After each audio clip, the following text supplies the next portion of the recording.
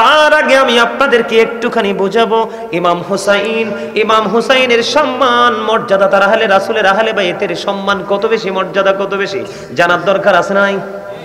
কথা বলেন। আপনারা যদি ইমাম হুসাইনের পাওয়ার, ইমাম হুসাইনের মর্যাদা, ইমাম হুসাইনের সম্মান যদি আপনারা না জানেন, না বোঝেন, কি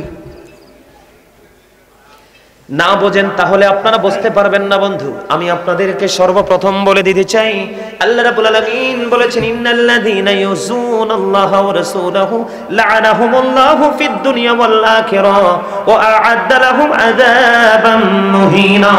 জোরে জোরে কোন আল্লাহু আকবার।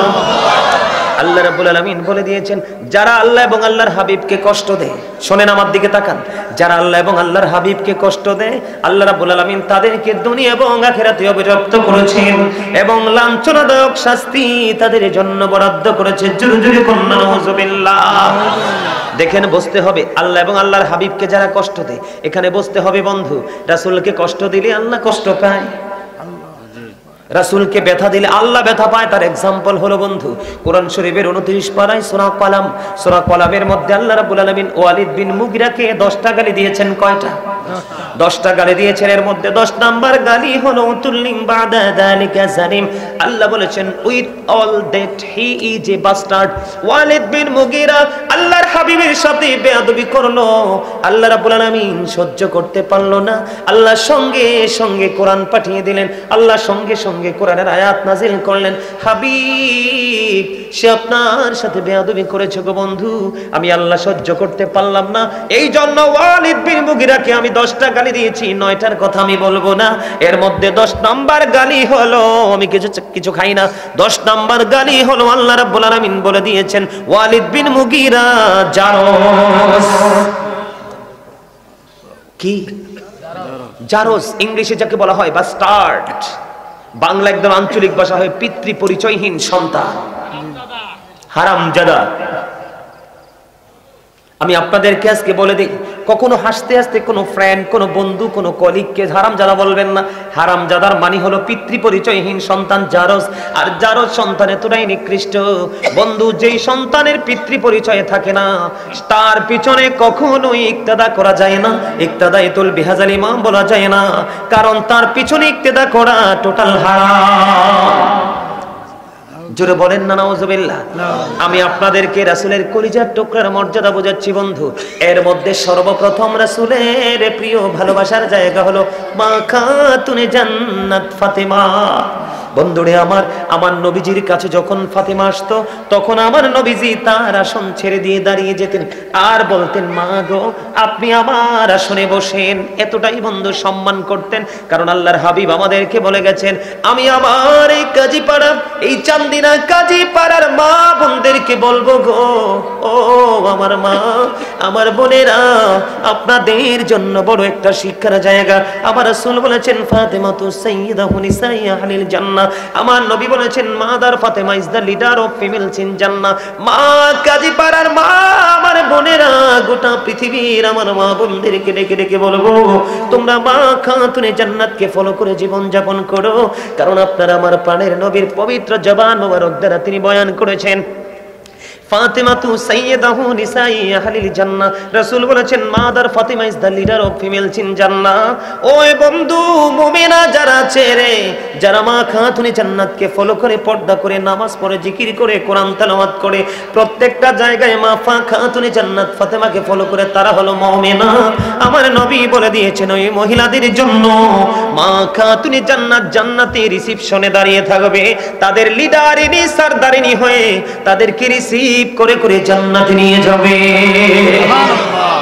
আহলে বাইতের প্রথম সদস্য আলোচনা বুঝে নেবেন, কারণ আপনার জীবনে সব যদি চুরি হয়ে যায় কোনো দুঃখ নেই, কিন্তু ঈমান যদি চুরি হয়ে যায়, আপনার বাঁচা বেঁচে আর মরার মধ্যে কোনো পার্থক্য নেই। ঠিক কিনা বলে? বন্ধুরে আমার, মা ফাতেমার বিয়ে হয়েছে কার সাথে? হযরত আলী, ইসলামের চতুর্থ খলিফা। কি? হযরত আলী ইসলামের চতুর্থ খলিফা। আমার রাসূল বলেছেন, আনা মাদিনাতুল ইলম ওয়া আলিউন বাবুহা। আমার নবী বলেছেন, I am a city of education, the gate of that city is Ali. আমার নবী বলেছেন, আমি হলাম শিক্ষার শহর, আর সেই শহরের দরজা হলো আমার আলী। আপনারা আমার কথা কি বুঝতেছেন?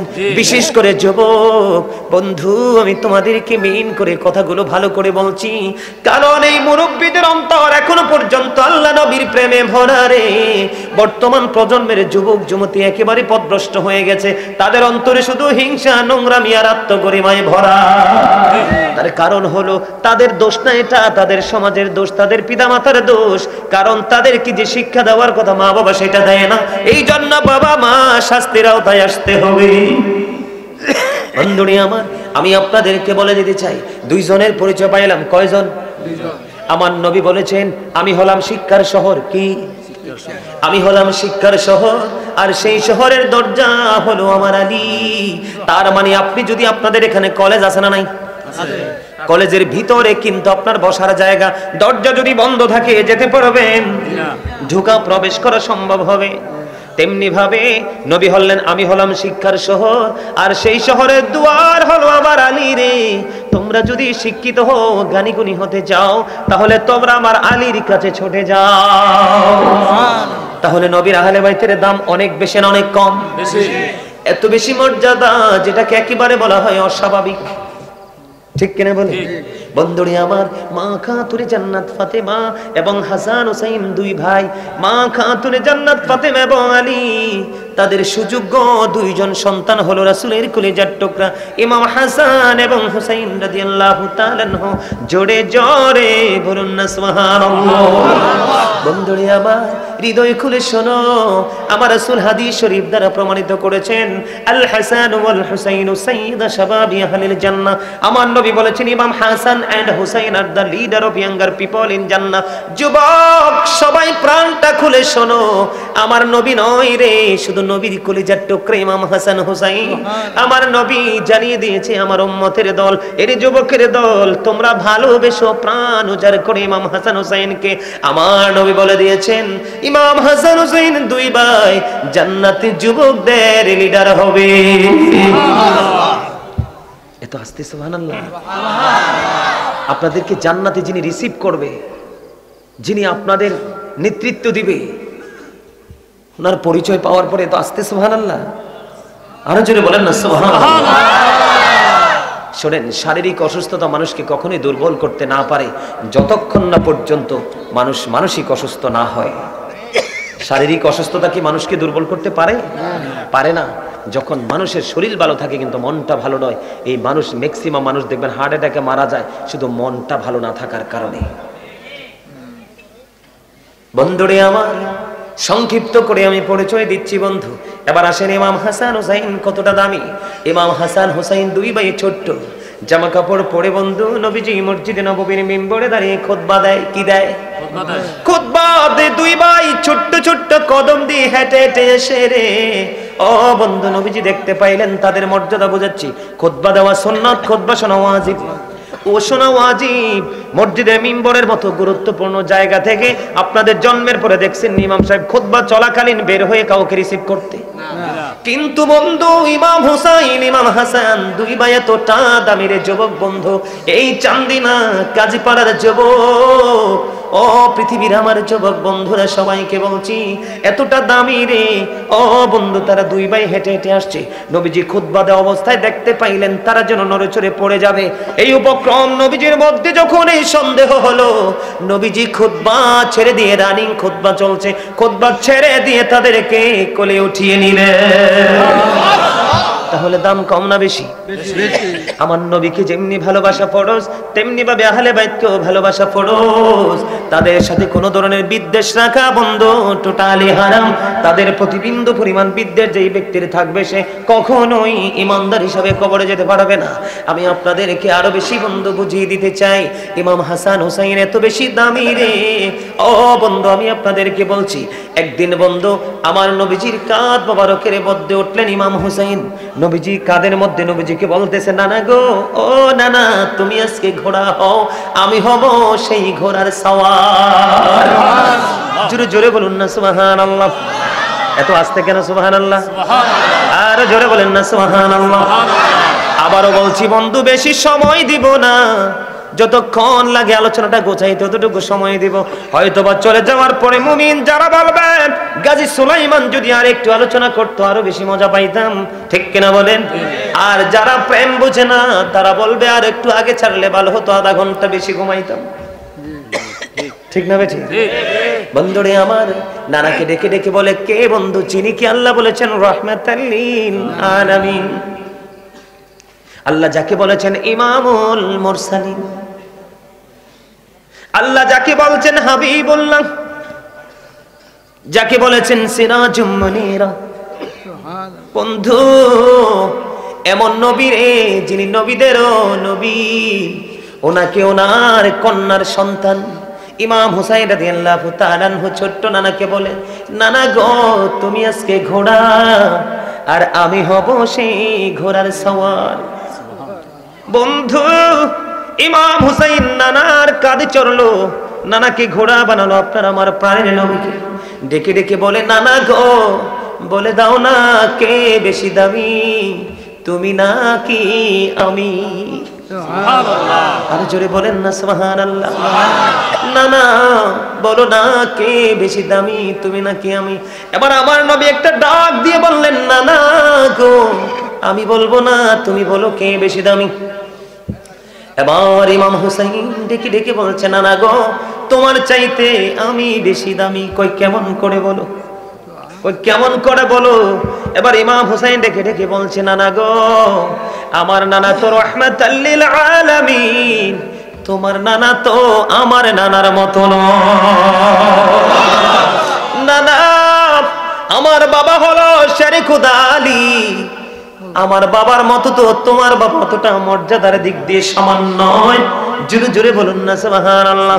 বাবা আমার মা জান্নাতের সরদারিনী লিডারিনী, তোমার মা তো আমার মতো নয়, আমার মায়ের মতো নয়, এই দিক দিয়ে আমি তোমার চাইতে অনেক অনেক দামি। বন্ধু আমার নবীজি ইমাম হুসাইন রাদিয়াল্লাহু তাআলা আনহুর এই বিচক্ষণতা দেখে তিনি আশ্চর্য হয়ে গেল যে কলিজার টুকরা কতটা বন্ধু বিচক্ষণ। জোরে জোরে করুন সুবহানাল্লাহ। আমি আপনাদেরকে ইমাম হুসাইনের মর্যাদা বোঝাচ্ছি, দুই ভাইয়ের মর্যাদা বোঝাচ্ছি, তারপরে কারবালায় যাব, তখন আপনারা জিনিসটাকে কম্পেয়ার করতে সহজ হবে। আসলে ইয়াজিদ বেশি ক্ষমতা পাওয়ারফুল, ইয়াজিদ বেশি দামি নাকি ইমাম হুসাইন তার আহলে বাইত তার স্বজনরা বেশি দামি? বন্ধুরে আমার, আমি আর বলবো আপনাদেরকে সুন্দর করে হৃদয়ে খুলে শোনেন। একদিন এক গ্রাম্য ব্যক্তি বন্ধু নিয়ত করলো যে রাসূলের দরবারে আমি একটা হরিণ দিব। এই নিয়ত করে বন্ধু তিনি একদিন হরিণের বাচ্চা ধরে নিয়ে আসলেন। হরিণের বাচ্চা ধরে নিয়ে এসে রাসূলের দরবারে উপহার দিলেন। দিতে দেরি রে, আপনারা দেখবেন হরিণের বাচ্চা অত্যন্ত সুন্দর চমৎকার। রাসূলের দরবারে যখন এনে দিলেন বন্ধু, দেওয়ার পরে ইমাম হাসান রাদিয়াল্লাহু তাআলা আনহু ডেকে ডেকে বলছে, নানা গো কত সুন্দর এই হরিণের বাচ্চাটা আমাকে দিয়ে দাও। এবার আমার নবীজি হাসান রাদিয়াল্লাহু তাআলা আনহুকে দিয়ে দিলেন। হুসাইন ডেকে ডেকে বলছে, নানা গো আমারও তো একটা হরিণ লাগবে। কিন্তু হরিণ আসছে কয়টা? একটা। আরো জোরে বলেন কয়টা? একটা। হরিণ এসেছে একটা। এবার বন্ধু নবীজি একটা পাইলেন, একটা ইমাম হাসানকে দিয়ে দিলেন। হুসাইন বায়না ধরলেন, হুসাইন রাদিয়াল্লাহু তাআলা আনহু বায়না ধরতে দেরি। এবার নজর দিয়ে চাইয়া দেখে সামনের দিক দিয়ে দুইটা হরিণ নবীজির দিকে ছুটে আসছে।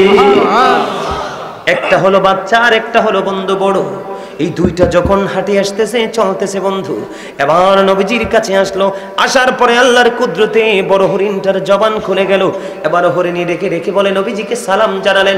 নবীজিকে ডাক দিয়ে বলে, ইয়া রাসূলুল্লাহ, ইয়া হাবিবাল্লাহ, নবী গো, ও প্রাণের নবী, ওই যে একটু আগে গ্রাম্য লোকটা আপনার কাছে হরিণের বাচ্চাটা দিয়েছে, ওই হরিণের বাচ্চার মা হলাম আমি মা হয়ে আরেকটা বাচ্চা আপনার দরবারে নিয়ে আসলাম। আপনি আপনার কলিজার টুকরা হুসাইনকে এসে এটা উপহার দিয়ে দেন।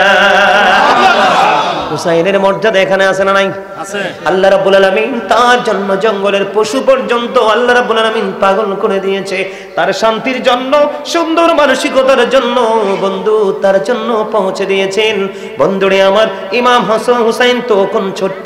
একদিন মদিনাতুল মুনাওয়ারায় মা খাতুনে জান্নাতের গলায় জড়িয়ে ধরে বললেন, মা গো আমার আপেল খেতে মনে চেয়েছে, আমাকে আপেল দাও।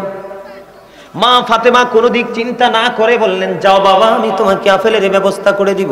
কিন্তু আপেল সন্তানকে দিবে প্রতিশ্রুতি দেওয়ার পরে এবার মা ফাতেমা তিনি চিন্তা করে দেখলেন, আমি তো আমার সন্তানকে আপেলের প্রতিশ্রুতি দিয়ে দিয়েছি, কিন্তু এখন তো মদিনার কোথাও কোনো আপেলের সৃজন না, আমি কেমন করে তাকে আপেল দেখাবো।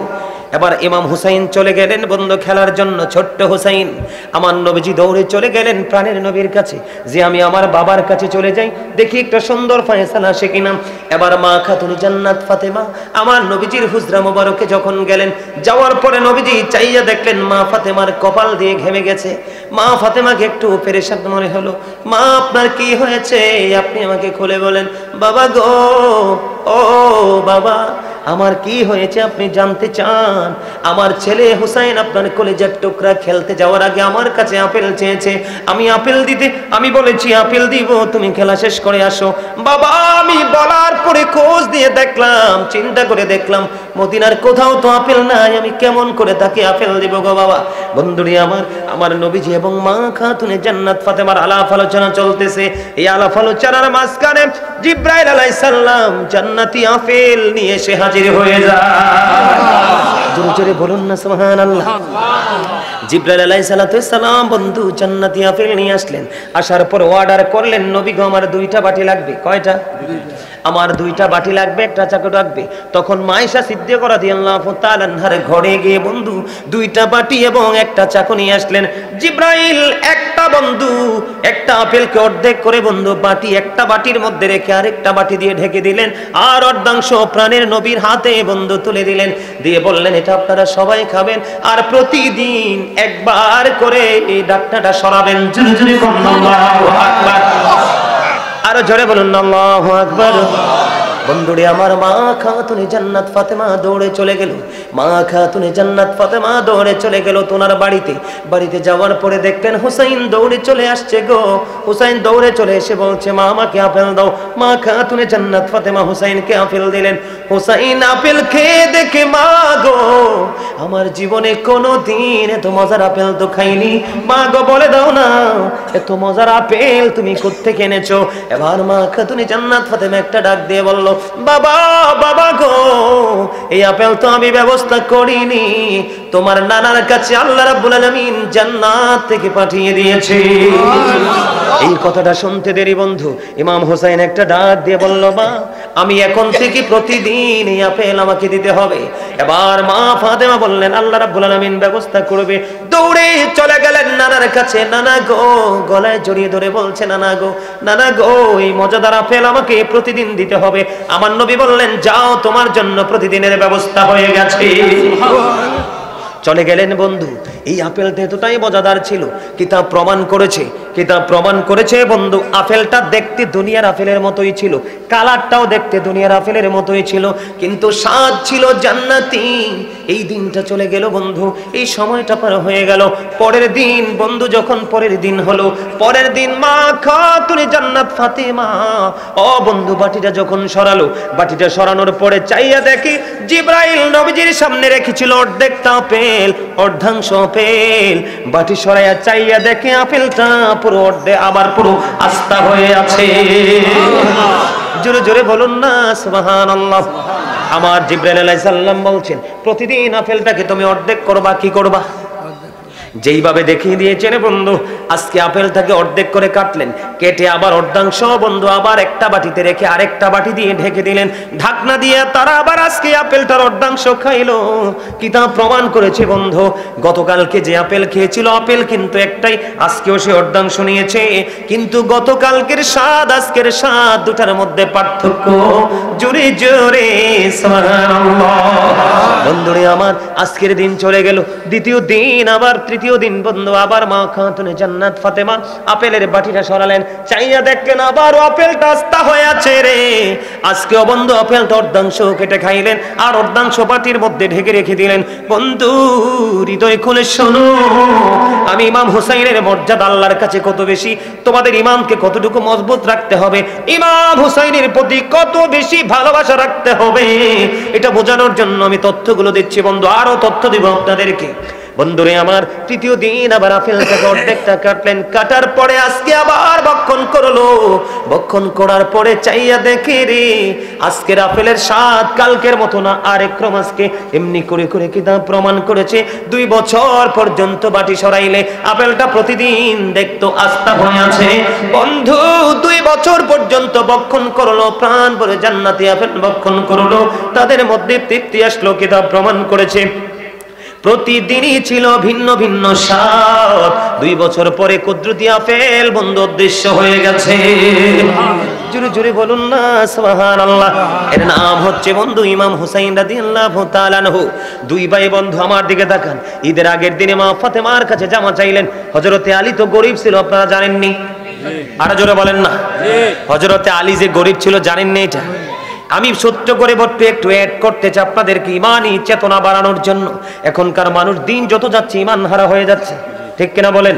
নবী সম্পর্কে যেমনি মন্তব্য করে, সাহাবায়ে কেরাম সম্পর্কে যা ইচ্ছা তা মন্তব্য করে, এটা তাদের দোষ নয়, এটা হলো তাদের শিক্ষার দোষ। তাদের গানটা বড় সীমিত। ইসলাম কিন্তু সীমিত গান দিয়ে কোনো সমাধান দেয়নি, ঠিক কিনা বলে? বন্ধুরে আমার, একদিন সারাদিন ঘুরলো। ভাইরা আমার, আপনারা সবাই আসেন। আমি আগেই বলেছিলাম, আমার এই ছেলেদের কাছে বলছি, আমি রমি, আমার বিশ্বাস আমি যখন স্টেজে আসবো, আমার বিশ্বাস আল্লাহ নবীর প্রেমিকরা ছুটে আসবে। তার প্রমাণ হলো, দেখেন চারপাশে তাকিয়ে, তোমরা সামনের দিকে আসো, আমার ওই ভাইদেরকে বসতে দাও। আসো তোমরা সবাই সামনের দিকে আসো, আবার আসো। পাইলে নিরালাই গো নবী, পাইলে নিরালাই, পাইলে নিরালাই গো নবী,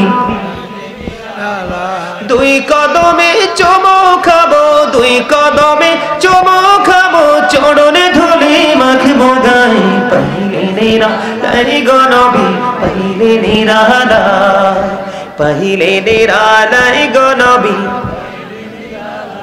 এই দিকটা সবসময় অ্যাক্টিভ, এই দিকটা সবসময় দুর্বল, বুঝতেছি না? ডান দিকটা সবসময় বরকতের হয়। সুবহানাল্লাহ বলেন না? আমি যখন জিকির করছি, ফলো করছি, এই দিকটা সব অ্যাক্টিভ।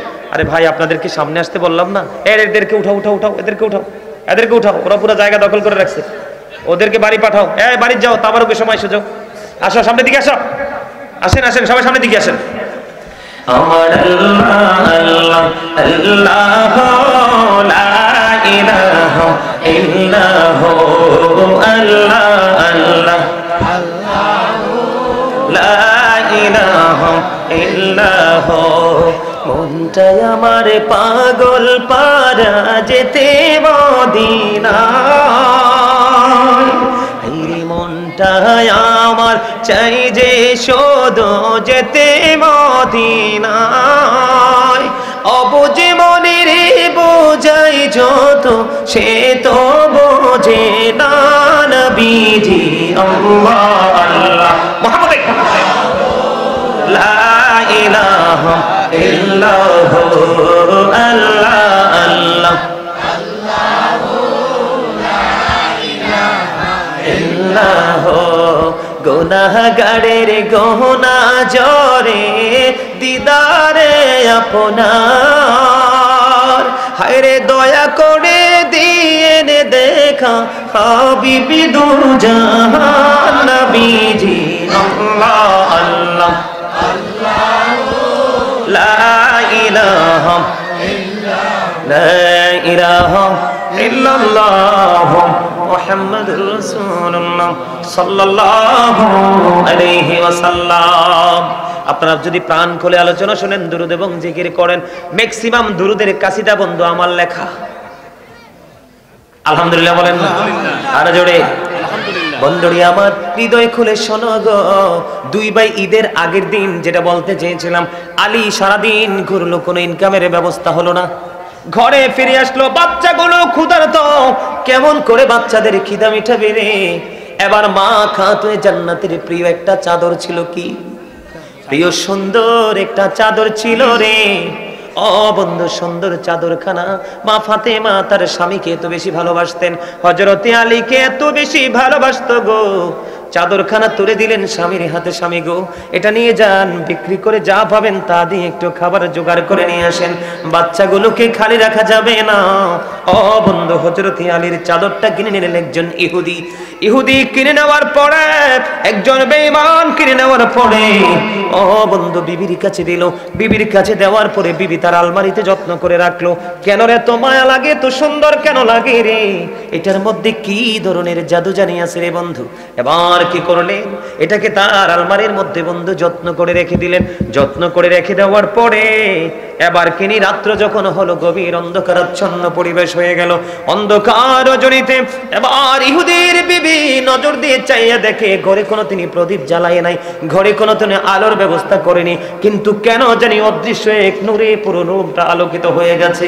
এটার মধ্যে একটা সুই পড়লে পর্যন্ত দেখা যাবে, এতটা গ্লেজি ছিল আলোটা। এবার স্বামীকে বলল, স্বামী গো ওই ঘরের মধ্যে কিন্তু আমি কোনো প্রদীপ জ্বালাইনি, কিন্তু এত সুন্দর গ্লেজ করতে গিয়ে আসলো।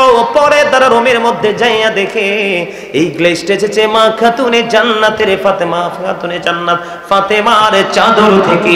জুরে কন্যা সুবহানাল্লাহ। এবার সম্মানিত উপস্থিতি, আজকে আমাদের যিনি ওই যে এই যে না উনি না আয়াজ আহমেদ, হ্যাঁ জুবাইরি সিদ্দিকাল কোরাইশি পীর সাহেব কেবলা জনপুরি ভারত, তিনি এসেছেন আমাদের মাঝে। আমি আলোচনাটা মোটামুটি একটু গোছালে উনি আসবে, তাই না? উনি রুমে অবস্থান করতেছে, তো ওনাকে বলেন রিল্যাক্সে থাকতে, আমি একটু আলোচনাটা গোছাই। বন্ধুরি আমার পীর সাহেব কেবলা চলে এসেছে, আর টেনশন আসেনি? আরো জোরে বলেন আমার কথাটা বন্ধু, একটু মন দিয়ে শোনেন। এখন কিন্তু নবীর পরিবার তো থাক দূরের কথা, নবী সম্পর্কে মানুষের মন্দ চিন্তা, কথা বলেন না কেন? ছোট ছোট চিন্তা, ইজ্জত সম্মান দেওয়ার মতো চিন্তা নাই বন্ধু। এবার ইহুদির বিবি প্রশ্ন করলো, স্বামী গো তুমি চাদর কোত্থেকে খরিদ করেছো? এবার তিনি বললেন, এই চাদর আমি এনেছি রাসূলের কন্যা ফাতেমার স্বামী হযরত আলীর কাছ থেকে। জোরে জোরে বলুন না সুবহানাল্লাহ। স্বামী জলদি করে চলো গো, এই চাদর যার কাছ থেকে নিয়ে এসেছো তার কাছে নিয়ে আবার ফেরত দিব। এটার মধ্যে কি আছে রে? এত নূর চমকাচ্ছে, যে নূরের আলোতে অন্ধকার আচ্ছন্ন ঘর আমার আলোকিত হয়ে গেল। বন্ধু ইহুদি চাদর নিয়ে গেলেন আপনার আমার প্রাণের নবীর কাছে। ওই চাদরের গ্লেজ দেখে তারা মুসলমান হয়ে যায়। আর বর্তমান প্রেক্ষাপটের নামদারি মুসলমান, মুনাফিক মার্কা মুসলমান, নামাজও ঠিক, রোজাও ঠিক, হজও ঠিক, কোরআনও ঠিক, নবীর সাথে বেয়াদবি করে করে প্রতিদিন প্রতিনিয়ত জাহান্নামী হয়ে যাচ্ছে। ঠিক কিনা বলে বন্ধুরে আমার? ঈদের আগের দিন ইমাম হাসান হুসাইন দুই ভাই জামা চাইলেন, কিন্তু হযরতে আলী তো গরিব রে, জামা কিনে দেওয়ার মতো কোনো সামর্থ্য নাই। আল্লাহ রাব্বুল আলামিন, আল্লাহর ফেরেশতা জিবরাইল কি দি দুই ভাইয়ের জন্য দর্জি বানাইয়া জামা পাঠাইয়া দিয়েছে। সুবহানাল্লাহ। জোরে জোরে বলেন না সুবহানাল্লাহ। হাসান হুসাইন দুই ভাইয়ের জন্য বন্ধু জামা পাঠিয়ে দিল। পরে আমার নবীজি ফাতেমার ঘরের মধ্যে প্রবেশ করলো। ফাতেমা আজকে ঘরে কে এসেছিল? নবীজি তার কন্যাকে প্রশ্ন করলো, মা রে আজকে ঘরে কে এসেছিল? বাবা গো দর্জি এসে দুইজনকে জামা দিয়ে গেছে। এবার আমার নবী বলতেছে, মা এটা দর্জি না, আল্লাহর পক্ষ থেকে ফেরেশতা পাঠিয়েছে আমার কলিজার টুকরা দুইজনের জন্য জান্নাত থেকে পোশাক নিয়ে। জোরে জোরে বলুন না সুবহানাল্লাহ। আর জোরে বলেন না সুবহানাল্লাহ। বন্ধু এই জন্য আমার নবী বলেছেন, হুবা রাইহানাইয়া মিনাদ দুনিয়া। আমার নবী বলেছেন, Imam Hasan and Hussain two my flower in the world. আমার নবী বলেছেন, ইমাম হাসান হুসাইন দুই ভাই দুনিয়ায় আমার দুইটা ফুল। জোরে জোরে বলুন না সুবহানাল্লাহ। আর জোরে বলুন না সুবহানাল্লাহ। বন্ধুরে আমার দুই ভাই মিলে হাতের লেখা লিখলেন। কি লিখলেন? দুই ভাই মিলে হাতের লেখা লিখলো। লেখার পরে বন্ধু আমার নবীজির কাছে গেল, নানা নানা গো বলে দাও না কার হাতের লেখাটা বেশি সুন্দর হয়েছে। আমার নবী বললেন, না না তুমি তোমার বাবার কাছে চলে যাও। হযরতে আলীর কাছে পাঠালেন। হযরতে আলীর কাছে যাইয়া বললেন, বাবা গো আমরা দুই ভাই হাতের লেখা লিখেছি, বাবা বলে দাও না কার হাতের লেখা বেশি সুন্দর। এবার হযরতে আলী বললেন, বাবা গো এই হাতের লেখার ফয়সালা আমি দিব না, চলে যাও তোমার মায়ের কাছে। এবার মা ফাতেমার কাছে চলে গেল, যাইয়া বলে, মা গো আমরা দুই ভাই হাতের হাতের লেখা লিখেছি, দুই ভাইয়ের হাতের লেখার মধ্যে কার হাতের লেখা বেশি সুন্দর? মা খাতুনে জান্নাত ফাতেমা। আমি কিন্তু ইমাম হাসান হোসেনের মর্যাদা বুঝাচ্ছি, আপনারা কি বুঝতেছেন? আপনারা বিবেকবান নিশ্চয়ই বুঝবেন বন্ধু। এই আবার দুইজন, ব্যাপার কি? আমি কি বলছি তোমাদেরকে মাহফিলে আসার জন্য? আমি বলছি? আমি তো কাউকে বলি নাই মাহফিলে আসেন, বলছি একবার। কারণ পেটে যখন খিদা লাগবে বাজার তো আপনিই করতে যাবে, নিজের জীবন জীবিকার তাগিদে আপনিই তো ইনকামের জন্য বের হবে। আমি কেন রাখতে হবে? আমি কেন আপনাকে ইনভাইট করব? আপনাকে কি আল্লাহ বিবেক দেয়নি? হিন্দু, খ্রিস্টান, বুদ্ধ, ইহুদি, নাসারা, যেটা তাদের ধর্মটাকে ক্রিয়েট করেছেন শয়তান। কে? কথা বলেন। বিধর্মীদের ধর্মের স্রষ্টা কে? শয়তান। সেই ধর্মের উৎসব যখন তারা করে দেখবেন তাদের জায়গা থেকে কতটা আদবের সাথে করে। অথচ আল্লাহ বলেছেন উইদ্দাত লিল কাফিরিন, আল্লাহ তাদের জন্য জাহান্নাম বরাদ্দ করে রেখেছে। আর আমাদেরকে আল্লাহ গড নিউজ দিয়েছেন উইদ্দাত লিল মুত্তাকিন, আল্লাহ মুত্তাকিনদের জন্য জান্নাত বরাদ্দ করে রেখেছেন। আমরা জান্নাতের খবর পাওয়ার পরেও আমরা আমাদের ধর্মের প্রতি শ্রদ্ধাশীল নই। ধর্মের যিনি আকা ছিলেন তাদের প্রতি আমরা কি নাই? শ্রদ্ধাশীল নই। আমরা কোন দিক দিয়ে মুসলমান দাবি করব? কোন দিক দিয়ে? আজকে আপনাদের সবার উচিত ছিল ঘরে যেই জামাটা সবচেয়ে বেশি সুন্দর সেই সুন্দর পাঞ্জাবিটা পরা। কারণ আজকে তো আমাদের ঈদের দিন, আজকে আমাদের মিলন মেলা না? আজকে আমাদের মিলন মেলা, সমাজের সবার একজনের সাথে আরেকজনের দেখা হবে, কথোপকথন হবে, আমরা সবাই সম্মিলিতভাবে জলসায় বসবো, প্রেমময় কথাগুলো শুনবে। এটা ঈদের দিন, কিন্তু আমরা ঈদ হিসাবে নিতে পারিনি, আমরা নিয়েছি ফর্মালিটি হিসাবে। এটাই হলো আমাদের সবচেয়ে বড় গজবের জায়গা। আপনি পৃথিবীতে যাই মন চায় তাই করেন না, কেউ আপনাকে কোনো প্রতিবন্ধকতার বেড়া জালে আটকাবে না। কিন্তু যখন যেটা করার সেটা করতে হবে, তাহলেই হবেন আপনি সঠিক একজন মানুষ। আমরা যারা বক্তা, আমরা কি সব করি না? কথা বলেন, আমরা কি করি না? আমরা কি জীবনের যখন আলোচনার মাঠে আসি, যখন পড়াশোনা করি, তখন আমরা একজন মানুষ, কিন্তু দিন শেষে আমরাও আপনাদের মতো একজন মানুষ। আপনাদের মধ্যে যা আছে আমাদের মাঝেও তা আছে। আপনারা যেটা করতে চান আমরাও সেটা করি, তবে আমরা আপনাদের চাইতে ব্যতিক্রম। কেননা আল্লাহ বলেছেন ইন্নামা ইয়াখশাল্লাহা মিন ইবাদিহিল উলামা। আল্লাহ বলেছেন পৃথিবীতে যে বান্দা আমি পাঠিয়েছি এর মধ্যে আমি আল্লাহকে যদি ভয় করে থাকি সেটা হলো হক্কানি আলেম না। জোরে কন্যা সুবহানাল্লাহ। আলেমদের মর্যাদা, আল্লাহ রাসূলের প্রেমিকদের মর্যাদা বাড়িয়েছেন কে? বন্ধুরি আমার, সেই দিকে প্রাসঙ্গিক আলোচনা করব না। আমি আবার বলছি বন্ধু, ভালো লাগলে হৃদয় উজাড় করে শোনো, আর খারাপ লাগলে বাড়ি চলে যাও, তাবারুকের সময় এসে নিয়ে যাও। কেউ তোমাদেরকে কোনো কিছু বলবে না বন্ধু। এটা জান্নাতের বাগান, এখান থেকে বাজার করার জায়গা। বলে হুজুর কি করব? আজকের পুরো ওয়াজ জুড়ে আপনি ঈমান বাজার করে নিয়ে যাবেন। আমি রাসূল তো অনেকও পড়ি, রাসূলের পরিবার নিয়ে কথা বলছি কোরআন হাদিস থেকে বন্ধু। এবার কি করলেন মনে আসেনি? হাতের লেখা। কি হাতের লেখা? মা খাতুনে জান্নাত ফাতেমার কাছে চলে গেল। মা ফাতেমা একটা ডাক দিয়ে বলল, বাবা তোমরা দুই ভাই সামনে দাঁড়াও, আমার কাছে 60টা মতি আছে। কয়টা মতি? আমার কাছে 60টা মতি আছে। তোমাদের সামনে আমি এগুলো নিক্ষেপ করব, যে যত বেশি কুড়াইতে পারবে তার লেখা তত বেশি সুন্দর বলে গণ্য হবে। আপনারা এত মানুষ, প্যান্ডেল ভরপুর, সুবহানাল্লাহ। এত লবণ না দিলে খাবার খেতে পারেন? কেন?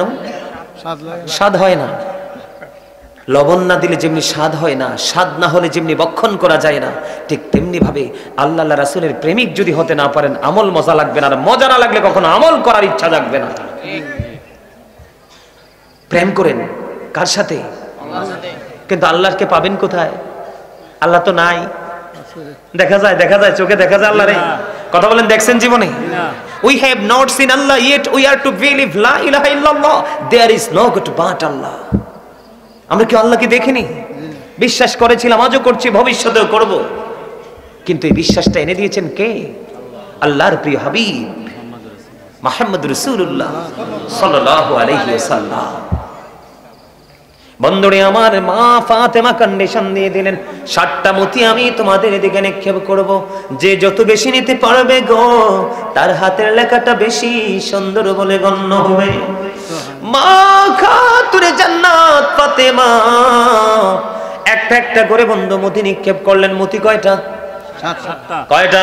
7টা। মুখস্থ করে জান বন্ধু, তাদের মর্যাদা বোঝাচ্ছি। মা ফাতেমা একটা একটা করে সামনের দিকে নিক্ষেপ করতেছে বন্ধু। দুই ভাই তিনটা তিনটা করে 6টা করিয়ে নিল। আর আছে কয়টা? মানুষ কয়জন বন্ধু? মা ফাতেমা একটা মুঠি হাতে নেওয়ার আগে রে আল্লাহ রাব্বুল আলামিন জিব্রাইলকে একটা ডাক দিয়ে বললেন, জিব্রাইল জলদি চলে যাও ফাতেমার বাড়িতে। মনি জলদি করে যাও রে ফাতেমার বাড়িতে।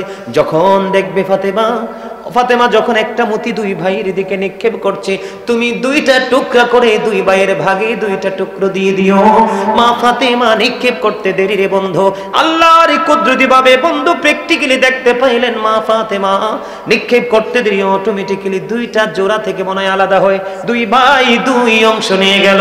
মা ফাতেমা ডাক দিয়ে বলল, বাবা কারো লেখা বেশি সুন্দর নয়, কারো লেখা আবার বেশি খারাপ নয়, দুই ভাইয়ের লেখাটাই সমান সুন্দর।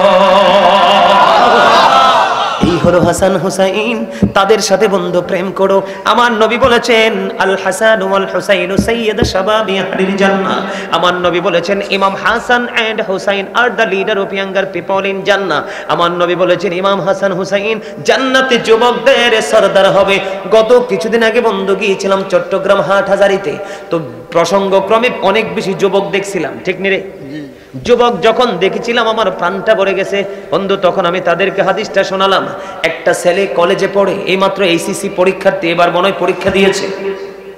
ছেলেটা আমার গাড়ির সামনে এসে দাঁড়ালো, হুজুর একটা প্রশ্ন আমার মধ্যে বালি ঘুরপাক খাচ্ছে, আপনি তো বলেছেন যুবকদের সর্দার হবে ইমাম হাসান হুসাইন দুই ভাই, হুজুর কত কত মানুষ 90 বছর 100 বছর 80 বছরে মারা যায়, তাদের ফয়সালাটা কি হবে হুজুর জানতে বড় মনে চায়। আমি তখন বললাম, বন্ধু অত্যন্ত চমৎকার প্রশ্ন তুমি করেছো।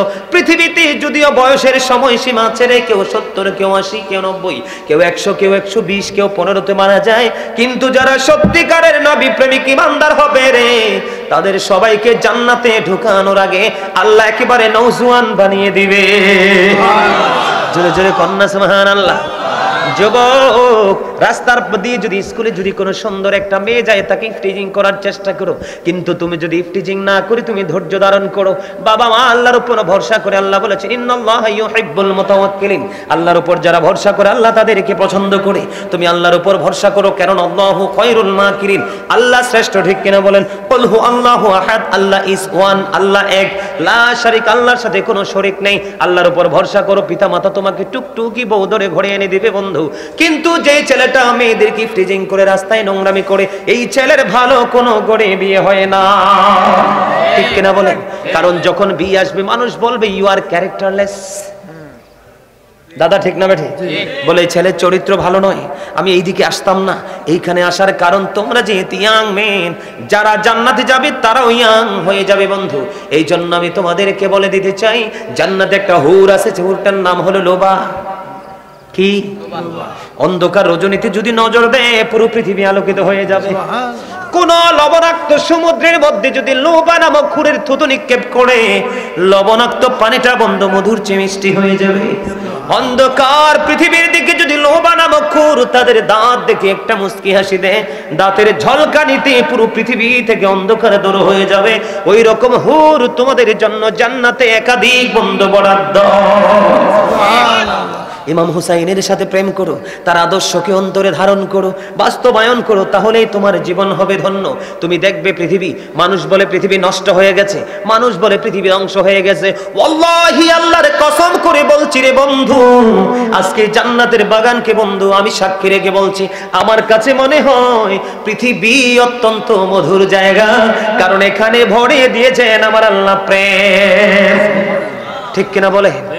আপনার চক্ষু যদি সুন্দর হয় পৃথিবী মনে হবে সুন্দর, আপনার অন্তর যদি ভালো হয় পৃথিবী মনে হবে ভালো, আপনার অন্তরে কখনোই নোংরামি পয়দা হবে না, ঠিক কিনা বলেন?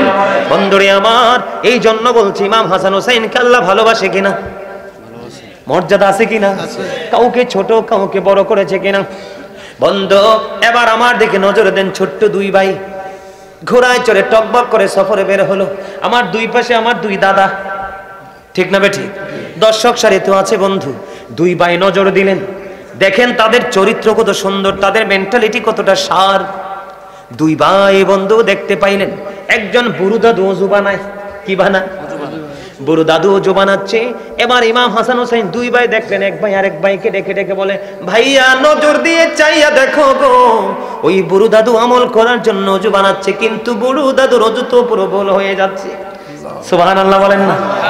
এবার দুই ভাই মিলে ঘোড়ার মধ্যে পরামর্শ করলো, ভাইয়া কি করা যায় বলো না। এবার দুই ভাই মিলে, তারা অত্যন্ত বিচক্ষণ ছিল বন্ধু, কমপক্ষে তারা অনেক হাদিস আমার নবী থেকে তারা বর্ণনা করেছে। জোরে জোরে বলুন সুবহানাল্লাহ। বন্ধুরে আমার, এবার বললেন ভাইয়া কি করা যায়? চলো দুই ভাই মিলে নামি, আজকে বুড়ো দাদুকে কৌশলে আমরা ওযু শিখিয়ে দিব। এবার বন্ধু কি করলেন, বুড়ো দাদুর কাছে গেলেন, ডেকে ডেকে বললেন, দাদুকে সালাম দিলেন, ভালো মন্দ জিজ্ঞেস করলেন। জিজ্ঞেস করার পরে দাদুকে বললেন, দাদু আমরা দুই ভাই মিলে ওযু বানাবো, তুমি ফয়সালা দিবে কার ওযু বেশি সুন্দর।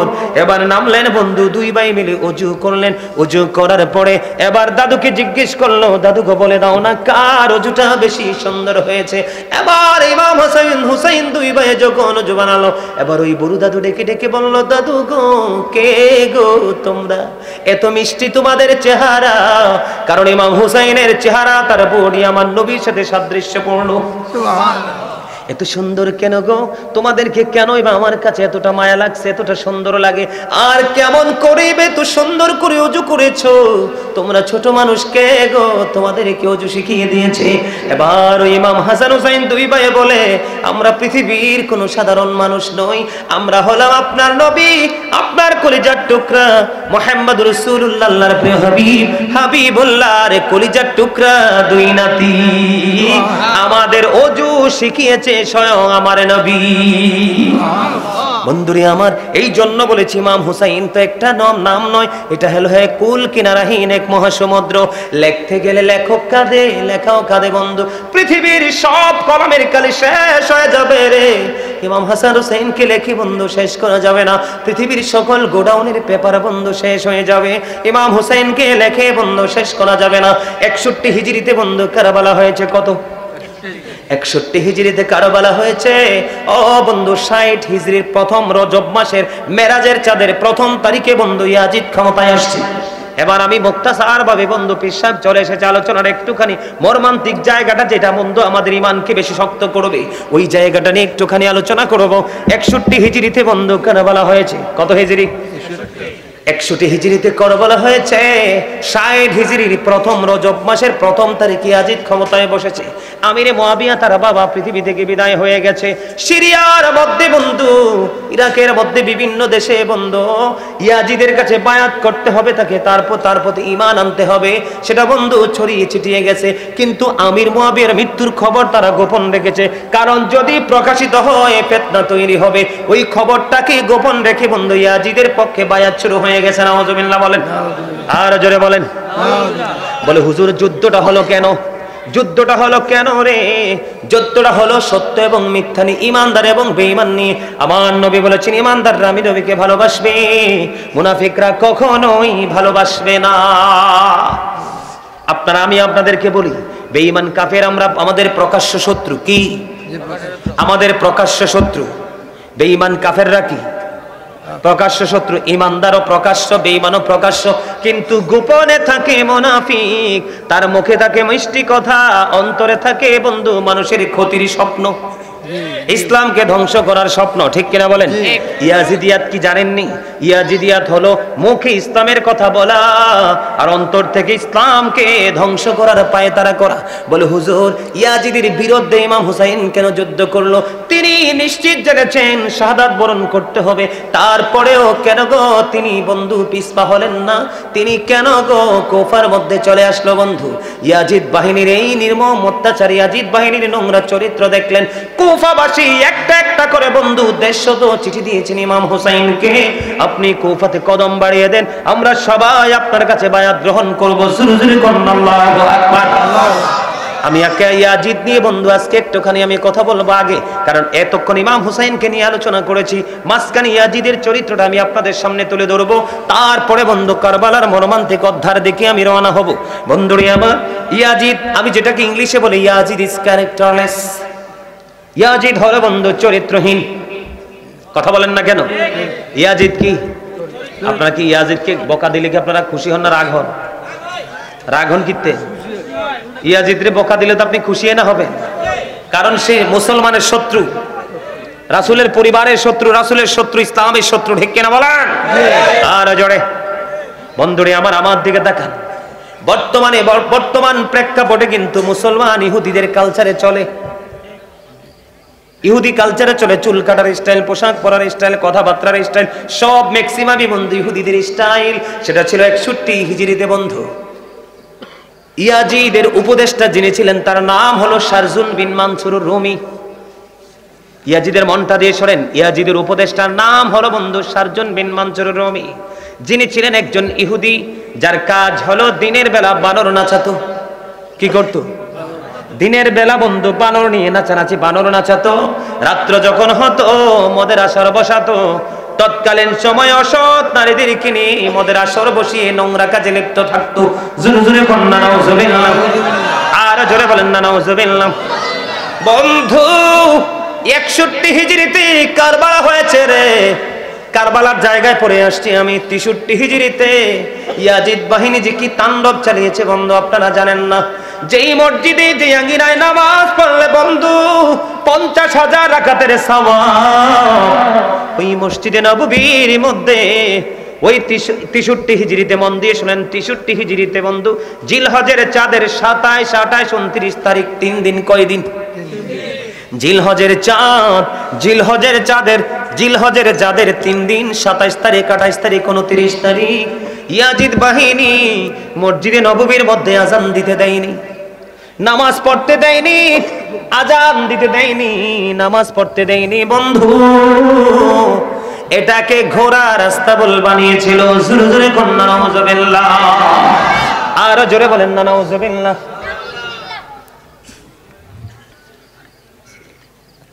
এটা আমার মনে আছে, টেনশন দরকার নেই। বক্তা কি এমনি এমনি হচ্ছে? এমনি কি দেখো? আলহামদুলিল্লাহ, আলহামদুলিল্লাহ, আর জোরে আলহামদুলিল্লাহ। এটা আমি বাসা থেকে সিদ্ধান্ত নিয়ে আসছি। খুশি হয়েছেন না? আলহামদুলিল্লাহ। আমার আল্লাহ খুশি, তারাও খুশি। আপনারা খুশি না? আরো জোরে। জি।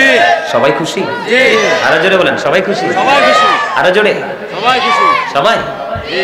হ্যাঁ, আমার ড্রাইভারের একটা গজল পছন্দ, একটু শোনাই মাঝখান দিয়ে অল্প একটু। উনি আমার আছে কতদিন ধরে বলছে হুজুর এই গজল একটু শোনান না, আমার খুব পছন্দ। গাইবো? পারলে আপনারাও গাইবেন। গজল গেলে লস নাই, লাভ। হাসান ইবনে সাবিত তো গেয়েছিলেন মসজিদে নববীর মিম্বরে দাঁড়িয়ে। সুবহানাল্লাহ বলেন। আর জোরে, আর জোরে।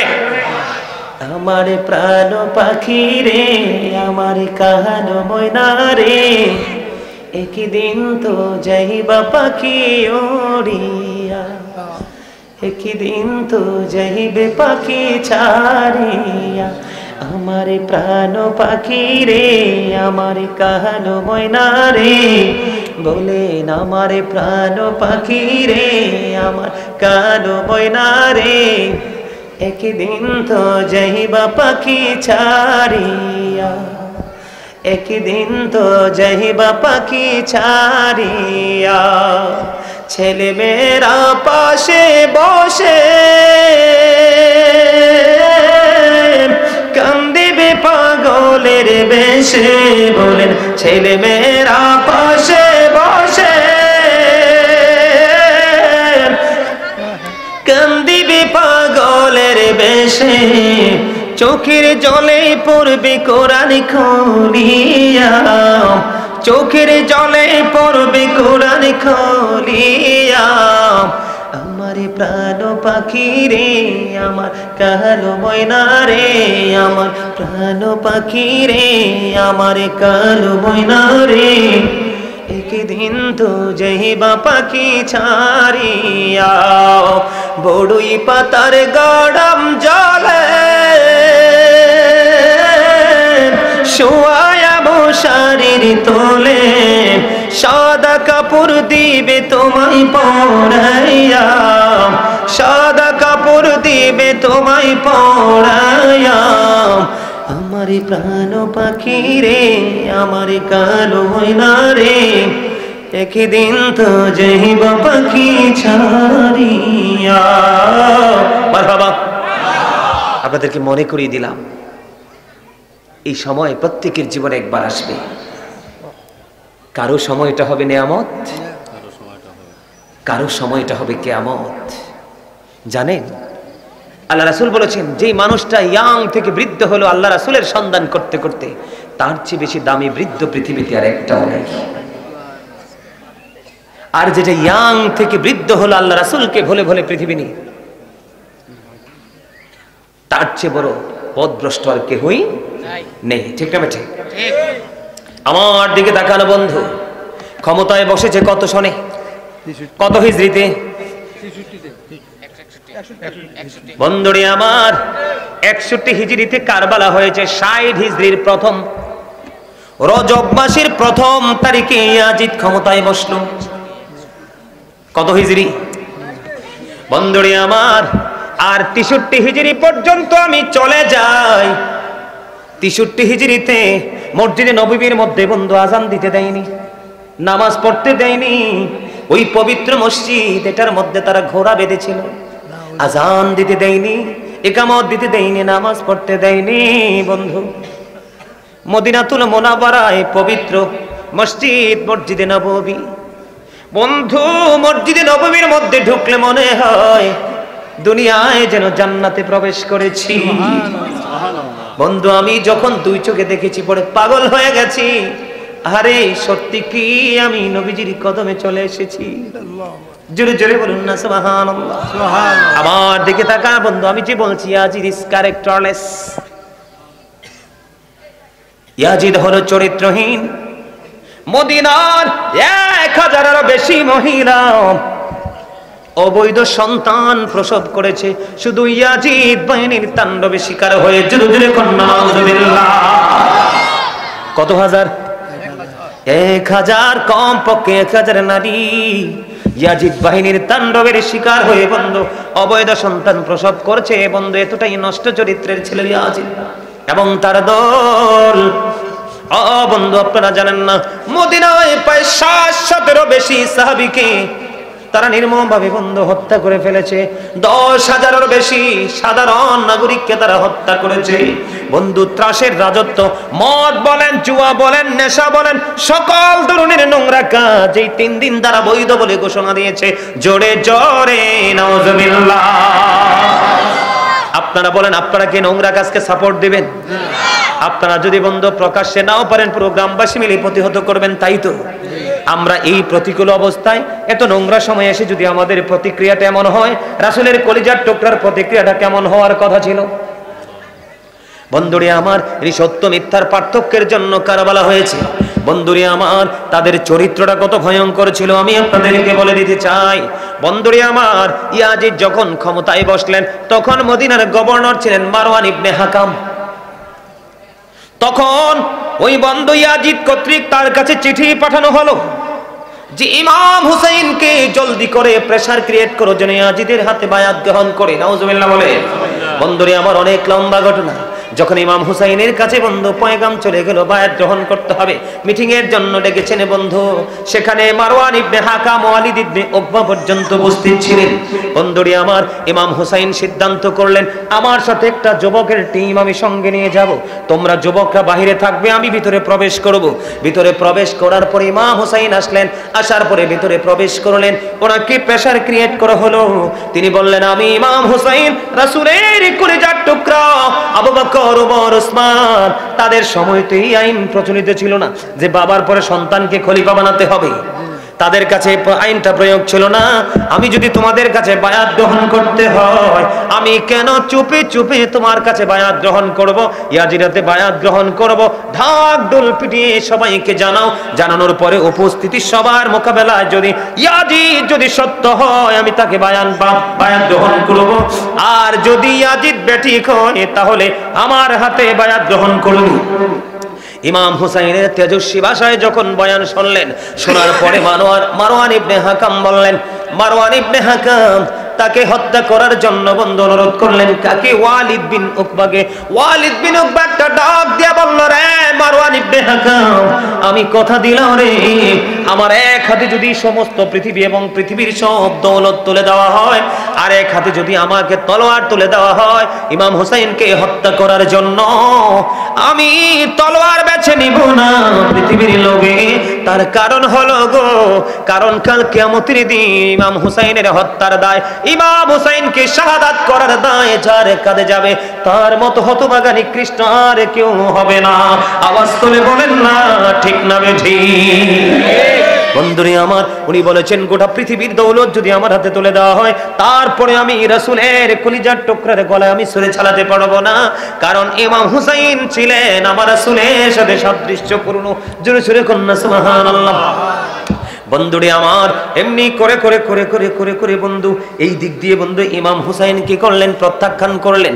তারা বললেন আজকে যদি ইমাম হুসাইন হাতছাড়া হয়ে যায় তাহলে তাকে আর হাতের নাগালে পাওয়া যাবে না, তাকে শহীদ করে ফেলো। কিন্তু বন্ধু কেউ সাহস করে রাসূলের কলিজার টুকরা দহিত্রকে হত্যা করার জন্য সামনে আসতে পারলো না। ধীরে ধীরে বন্ধু সময় চলে গেল। এই দিক দিয়ে কুফা থেকে ইমাম হুসাইনের কাছে 150 চিঠি আসলো। কত? ইমাম হুসাইনের কাছে বন্ধু 200 চিঠি চলে আসতো আলী মুকামের কাছে। আপনার কাছে আমরা বায়াত গ্রহণ করব বন্ধু। আল্লাহর নবীর কলিজার টুকরা ইমাম হুসাইন যখন বন্ধু চিঠি পাইলেন, চিঠি পাওয়ার পরে মুসলিম বিন আকিলকে অবস্থাটাকে পরিদর্শন করার জন্য পাঠালেন। জোরে জোরে কন্যা সুবহানাল্লাহ।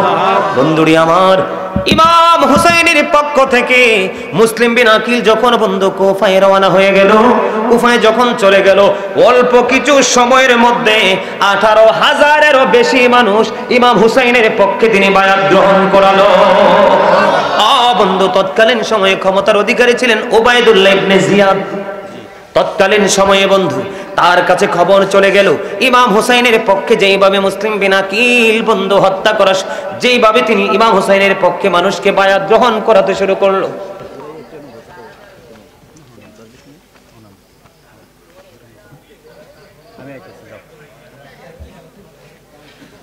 আমি একটু সময়ের মধ্যে শেষ করে দিচ্ছি, নাইলে আমার নিজের কাছেও খারাপ লাগবে, আপনাদের কাছেও খারাপ লাগবে।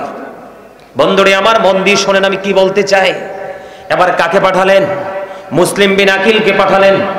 মুসলিম বিন আকিল যখন বন্ধু চলে গেলেন, বায়াত গ্রহণ করা শুরু করে দিল, তখন ইবনে জিয়াদের কাছে খবর পৌঁছে গেল, পাগল পারা হয়ে গেল বন্ধু মুসলিম বিন আকিলকে হত্যা করার জন্য। মুসলিম বিন আকিলকে হত্যা করার জন্য কোনোভাবেই ওই মুসলিম বিন আকিলের সন্ধান পাচ্ছে না। মুসলিম বিন আকিলের সন্ধান যখন পাচ্ছে না, মুসলিম বিন উজ্জা একজন ব্যক্তি ইবনে জিয়াদের বন্ধু প্রিয় মানুষ, ওনাকে 3000 দিরহাম দিলেন। কত? আর জোরে বলেন কত? আজকে বর্তমানে আমাদের দেশে বন্ধু বেঈমান কাফেরদের টাকা নিয়ে বন্ধু মানুষের ইমানের ঘরে হাত দেয়। কথা বলেন না কেন? আমাদের দেশে আমাদের মধ্যে বন্ধু ইহুদি নাসারাদের দালাল কিন্তু আছে, তারা ছদ্মবেশী ইয়াজিদের মতো মুখে ইসলামের প্রেমময় কথা, অন্তরে ইসলাম ধ্বংসের কথা। বন্ধুরে আমার, মুসলিম বিন উজ্জা লম্বা কথা কৌশল করে মুসলিম বিন আকিলকে বন্ধু সন্ধান বের করলো।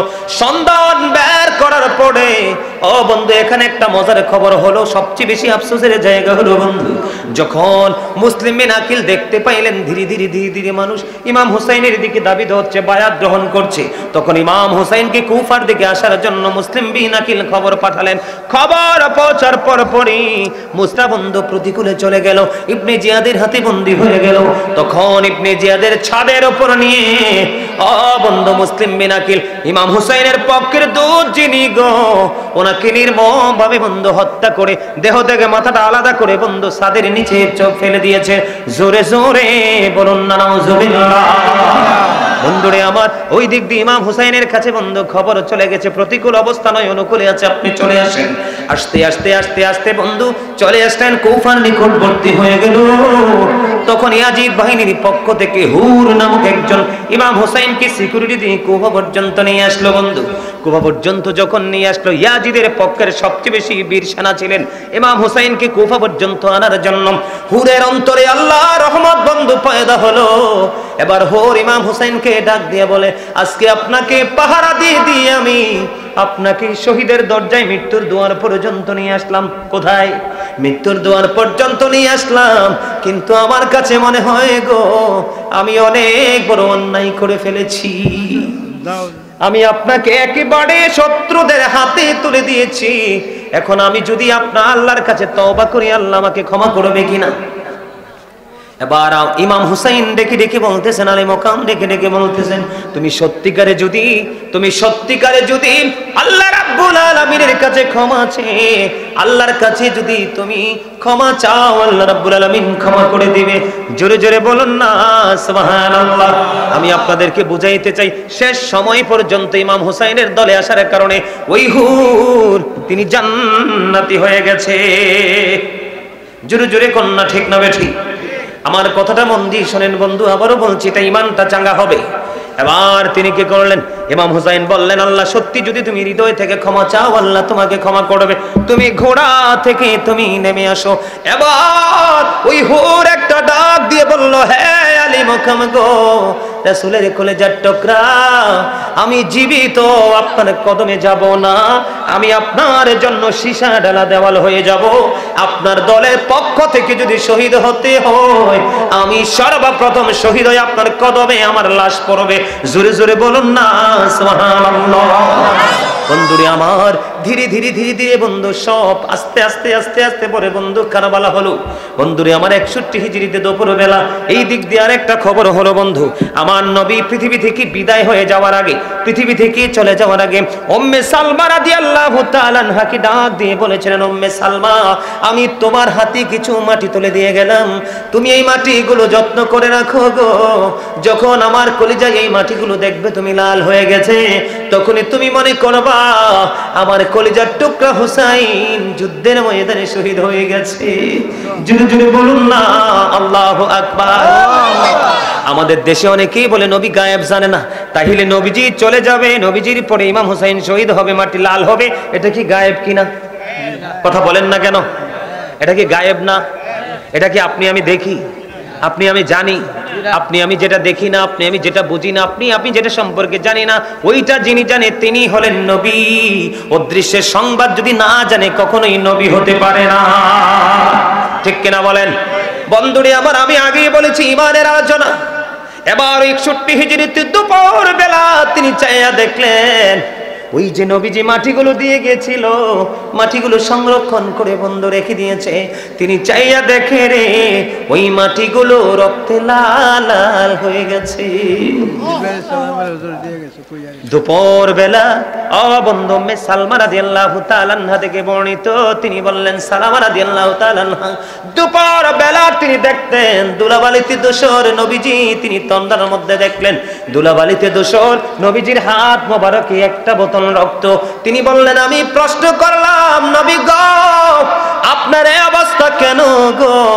এবার আমার নবী ডাক দিয়ে বলল, আমি কারবালার ময়দান থেকে এসেছি রে, আপনার হাতে শিশি ভর্তি রক্ত কেন গো? আমার নবী বলেছেন, আমার কলিজার টুকরা শাহাদাত বরণ করেছে, সমস্ত শহীদের রক্তগুলো আমি বোতলের মধ্যে ঢুকিয়েছি।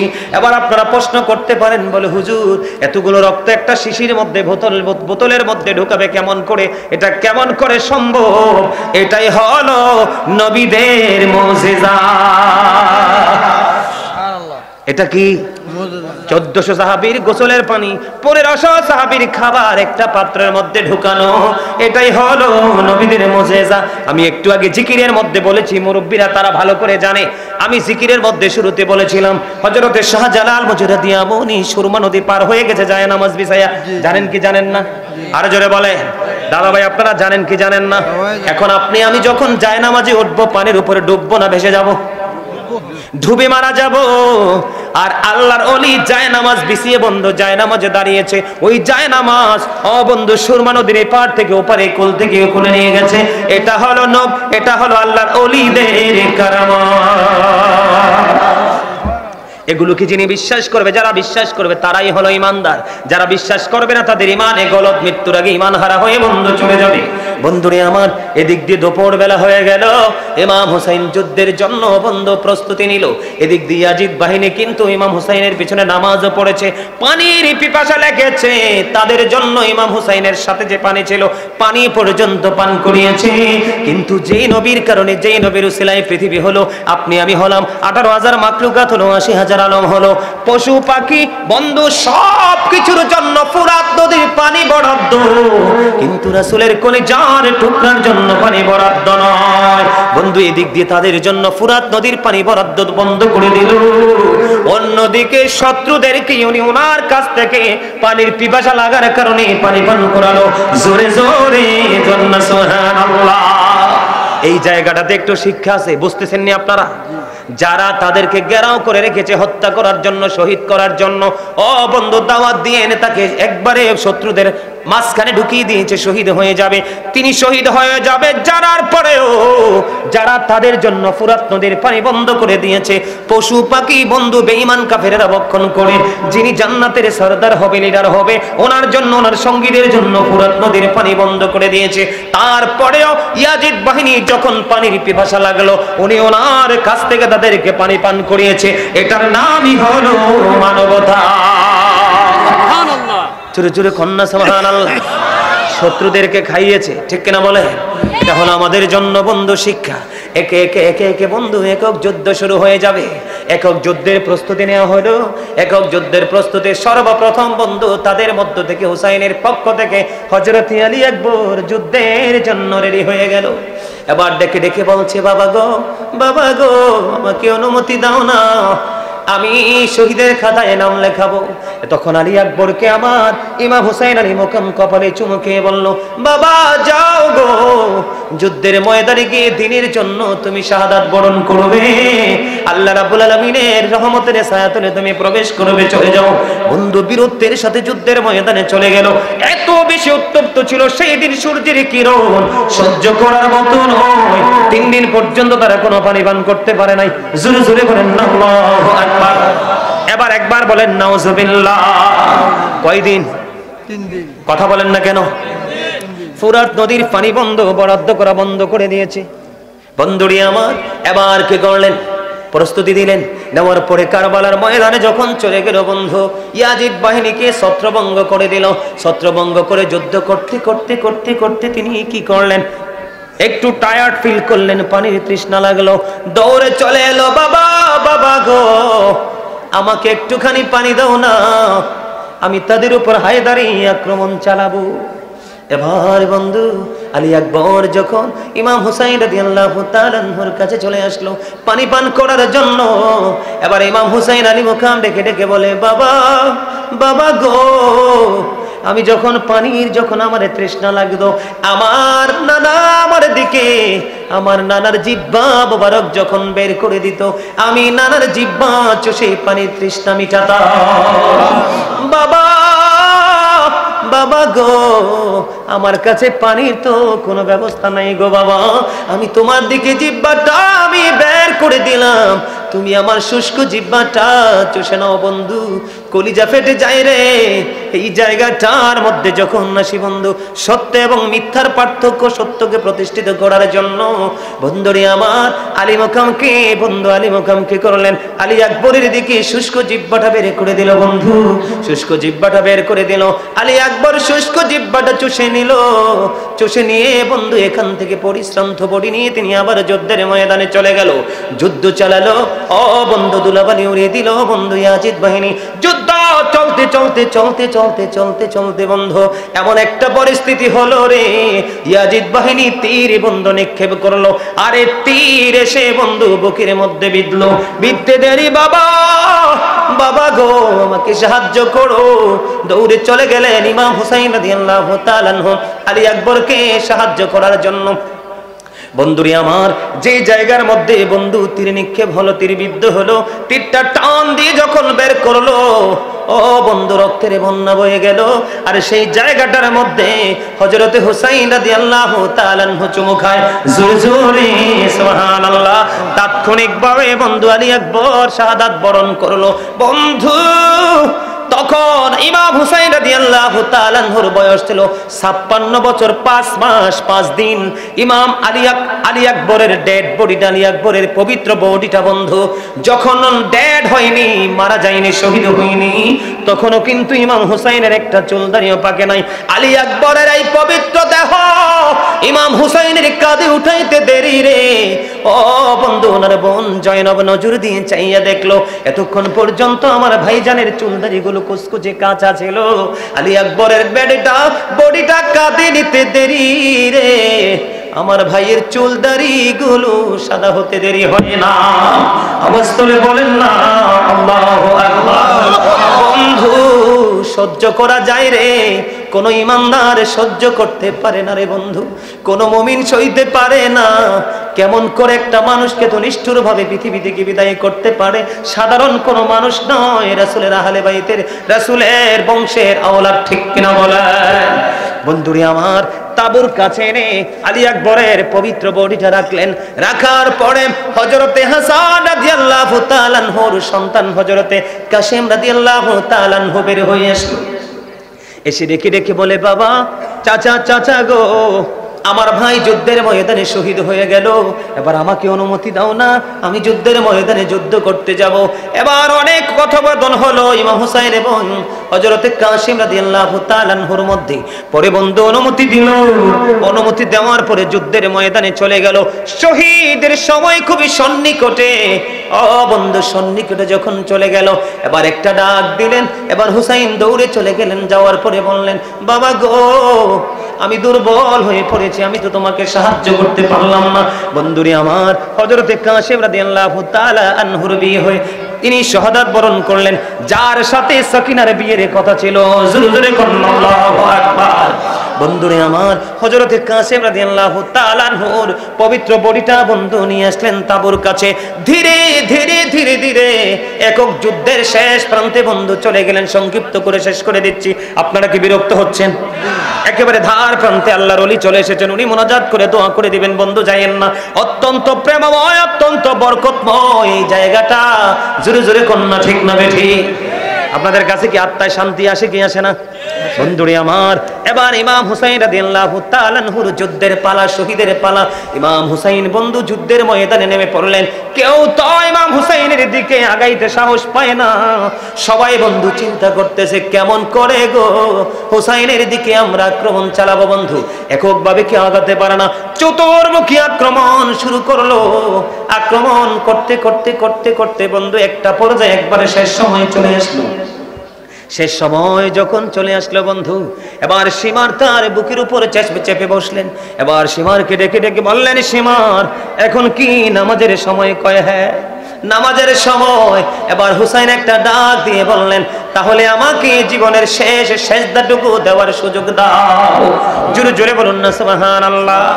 আপনার আমার শরীর কত সুস্থ, আপনার আমার বডি কত স্ট্রং, আপনি আমি দুনিয়ার সব করতে পারি গো, কিন্তু হাইয়া আলাস সালাহ শোনার পরেও মসজিদে যাইতে পারি না। এটা হলো আমাদের জন্য সবচেয়ে বড় দুর্বলতা। বন্ধুরে আমার, এবার কি করলেন? ইমাম হুসাইন রাদিয়াল্লাহু তাআলা আনহু যুদ্ধের ময়দানে শহীদ হয়ে গেল। বন্ধুরে আমার, যুদ্ধের ময়দানে যখন শহীদ হয়ে যাবে, যায়নি এখনো, এবার তিনি সীমারকে ডাক দিয়ে বললেন, সীমার, তোর বুকের জামাটা একটু খোল। সীমার তার বুকের জামা যখন খুললো, খোলার পরে চাইয়া দেখলেন সীমার, তার সীমারের বুকের মধ্যে সাদা সাদা শ্বেত চিহ্ন দেখা যায়, যেটাকে হাদিসের ভাষায় বলা হয় ডবল রোগ অথবা কুষ্ঠরোগ। কি? এবার সীমারের বুকের যখন জামাটা খুললো, জামা খোলার পরে চাইয়া দেখে তার বুকের মধ্যে সাদা সাদা চিহ্ন দেখা যায়, যেটাকে আমরা বাংলা ভাষায় বলি শ্বেতরোগ। বন্ধুরি আমার, সীমারকে একটা ডাক দিয়ে বলল, তুই তো সেই বদকিসমত রে, আমার নানা বলে গিয়েছে, আমার নানা জানিয়ে গিয়েছে সাদা দাগের কুকুরগুলো আমার বাগান হরণ করে নিয়ে যাবে রে। সীমার, তুই তো সেই বদকিসমত রে, আমার নানা জানিয়ে গেছে রে, সাদা সাদা দাগের কুকুরগুলো আমার বাগানকে হরণ করে নিয়ে যাবে। তুই তো সেই বদকিসমত। ও বন্ধু, তোর বড় কপাল পড়েছে। ও বন্ধু, নবীজির কলিজার টুকরা আলী মুকাম যখন এমনি ভাবে বললেন, বলার পরে ইমাম হুসাইনকে বন্ধু শাহাদাত করে দিল। ইন্না লিল্লাহি ওয়া ইন্না ইলাইহি রাজিউন। বন্ধুরে আমার, ওনাকে যখন শাহাদাত বরণ করা হলো, আকাশে কালো মেঘ জমে গেছে বন্ধু। ও বন্ধু, চন্দ্রগ্রহণ শুরু হয়ে গেছে। মনে হয়েছে যেন একটা তারা আর একটা তারার উপর যেন রাগান্বিত হয়ে তারা একটার উপর তারা একটা আরেকটাকে আঘাত করতেছে বন্ধু। হাদিস শরীফের মধ্যে এসেছে, জিনেরা পর্যন্ত কেঁদেছিল। ও বন্ধু, সিরিয়ার যেই কোনো পাথর সরালে তখন সেখান থেকে তাজা রক্ত প্রবাহিত হতো। জোরে জোরে বলেন না আল্লাহু আকবার। বন্ধু, ইমাম হুসাইনের শহীদে। ও বন্ধু, আকাশ কেঁদেছে, বাতাস কেঁদেছে, চন্দ্র সূর্য গ্রহ নক্ষত্র ফেরেশতারা পর্যন্ত, খোদ স্বয়ং আমার আল্লাহ পর্যন্ত কেঁদেছে। জোরে জোরে আল্লাহু আকবার, আরে জোরে বলেন আল্লাহু আকবার। এই জন্য বন্ধু আমি ছোট্ট একটা গজল গাইবনি একটু। ধীরে ধীরে চালাও ছুরি সীমার আমারি গলা, জয়নাল আবদিনের কান্দন শুনতে দাও না রে আমায়।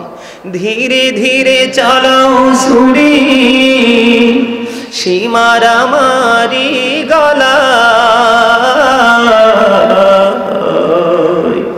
জয়নাল আবদিনের কান্দন শুনতে দাও না রে আমায়। আমার নানা নবী ছিলেন গুনাহগারের শাফি হলেন গো, এই গলায় দিতেন চুমা নানাজি সদা, জয়নাল আবদিনের কান্দন শুনতে দাও না রে আমায়। মারহাবা। এই গজলটা অনলাইনে আছে, আপনারা ওখান থেকে শুনবেন। হৃদয় ছোঁয়া একটা গজল। সম্মানিত উপস্থিতি, রাত্র অনেক হয়ে গেছে, আমি তো ঘড়ির দিকে তাকাই নাই, অনেক লম্বা সময় হয়ে গেছে। সম্মানিত উপস্থিতি, আবার যদি কখনো দেখা হয় তারপর থেকে আমি আপনাদেরকে শোনাবো, তারপরে অনেক লম্বা মর্মান্তিক এক অধ্যায়। আজকে আর সময়, কারণ পীর সাহেব কেবলা এসে বসে আছে। সম্মানিত উপস্থিতি, আমি নেমে যাব, পীর সাহেব কেবলা আসে শেষ মোনাজাত দেবে, তারপরে তাবারক নিয়ে যাবে। আপনাদেরকে আমি একটু অনুরোধ করবো, আপনারা কি আমার অনুরোধটা রাখবেন? রাখার চেষ্টা করবেন তো ইনশাআল্লাহ? সবাই জিটা বলতে পারে না, সবাই ভয় পাচ্ছে, আরে হুজুর কি জানি আবদার করে বসে। আরে আপনাদের কাছে আমি এমন কিছু চাইবো না যেটা আপনাদের সাধ্যের বাহিরে। একটু বলবো? আরে জোরে। আমার আগে যিনি আলোচনা করেছেন ওনার নাম কি? হযরত মাওলানা জামালউদ্দিন নূরী সাহেব, খতিব বাইতুন নূর জামে মসজিদ, নারায়ণগঞ্জ। অত্যন্ত চমৎকার আলোচনা করেছে। তিনি বারবার আপনাদেরকে রিকোয়েস্ট করেছিল আল্লাহর ঘর মসজিদের জন্য একটু দান করার জন্য। ওনাকে তো যা দিয়েছেন, আমার কাছে কি একটু দিবেন? বাকি যদি দেন পরে দিন, কিন্তু নগদ দিবেন কেউ? বন্ধুরে আমার দিকে তাকান।